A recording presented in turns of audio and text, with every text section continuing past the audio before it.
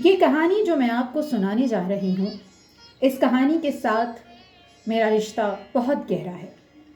ایک تو یہ کہ اس کہانی کا جو اہم کردار ہے وہ حارث لاہوری ہے اور اس کا تعلق بھاٹی گیٹ سے ہے، جیسا کہ میں حارث لاہوری ہوں اور میرا تعلق بھی بھاٹی گیٹ سے رہا ہے۔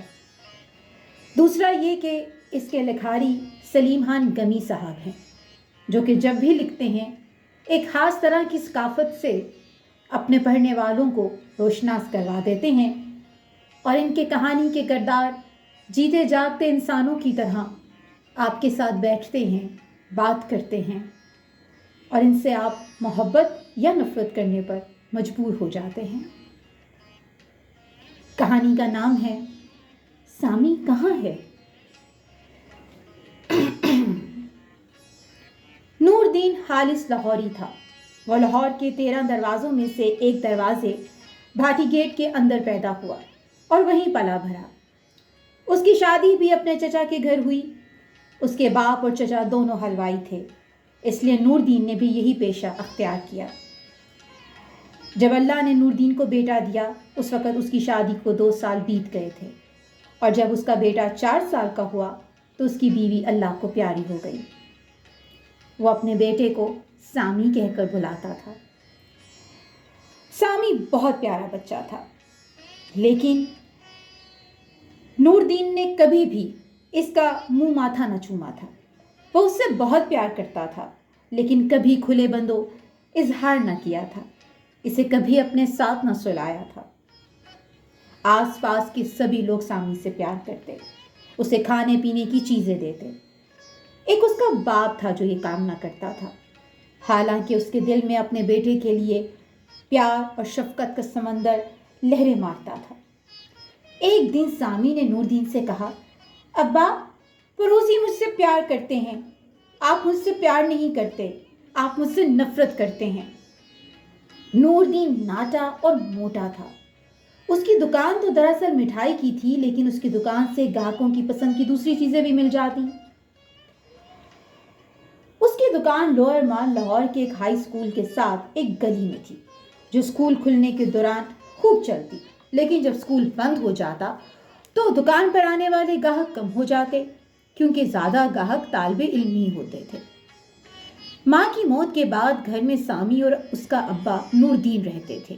ناشتہ، دوپہر کا کھانا اور رات کا کھانا نور دین خود تیار کرتا تھا۔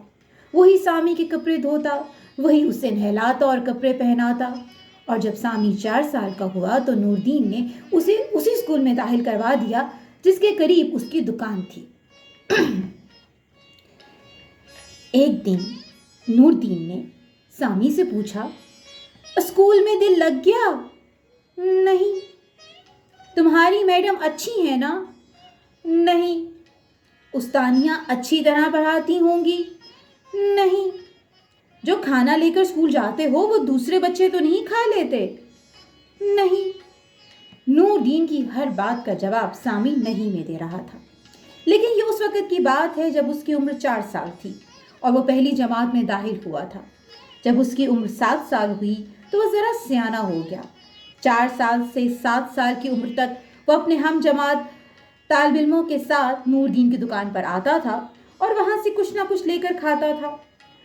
نور دین سامی کے تمام دوستوں کو چہروں سے پہچانتا تھا۔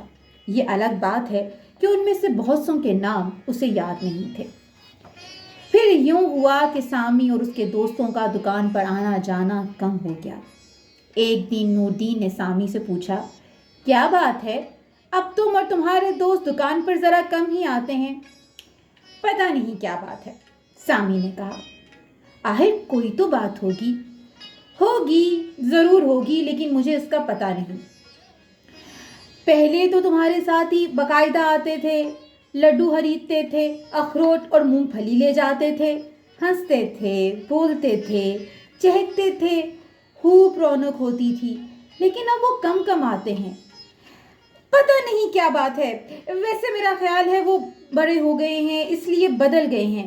کیا تمہیں اس کا افسوس ہے کہ ان کے نہ آنے سے سودا نہیں بکتا یا کم بکتا ہے؟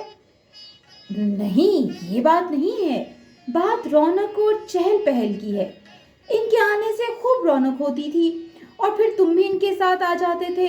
अब तुम भी बहुत कम आते हो। दरअसल पढ़ाई बढ़ गई है, लेकिन असल बात वही है। कौन सी बात? मेरे साथ ही बड़े हो रहे हैं, इसलिए उनकी आदतें भी बदल रही हैं। शायद यही वजह हो, लेकिन मैं तो चहल पहल की बात कर रहा था, नूरदीन ने कहा और चुप हो गया। सामी की उम्र 9 साल हुई तो वह प्राइमरी पास करके हाई स्कूल के लोअर मिडिल क्लास में दाखिल हो गया और उसके हमजमात भी बड़े होते गए। अब उनके पास ज़्यादा पैसे होते थे, लेकिन अब नूरदीन की दुकान पर ना आते थे। आधी छुट्टी के वक्त दाता दरबार, भाटी गेट, उर्दू बाजार या अनारकली की तरफ निकल जाते थे और वहीं जाकर खाने पीने की चीज़ें खरीदते। और फिर सामी की उम्र 12 साल हो गई। अब वो 8वीं जमात का तालिब इल्म था। यही वो साल था जब नूरदीन ने एक तोता खरीदा और उसका नाम मिट्ठू रखा।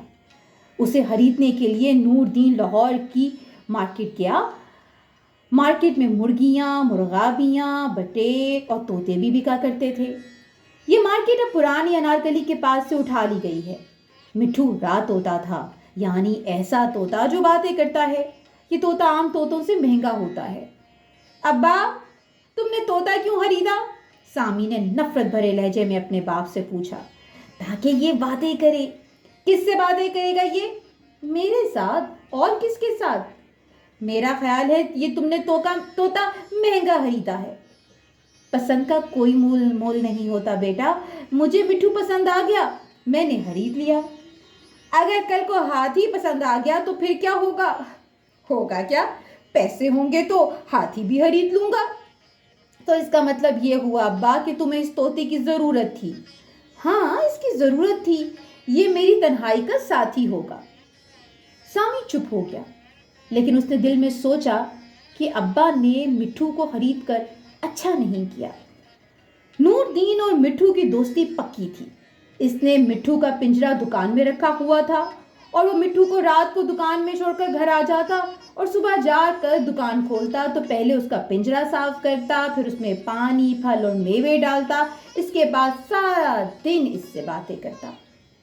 अगर ग्राहक आ जाते तो वो मिट्ठू से तवज्जो हटाकर ग्राहकों की तरफ ध्यान देता, लेकिन जब ग्राहक ना होते और स्कूल बंद हो जाता तो वो छोटा सा टेलीविजन सेट जो उसने दुकान के कोने में रखा हुआ था चालू कर देता।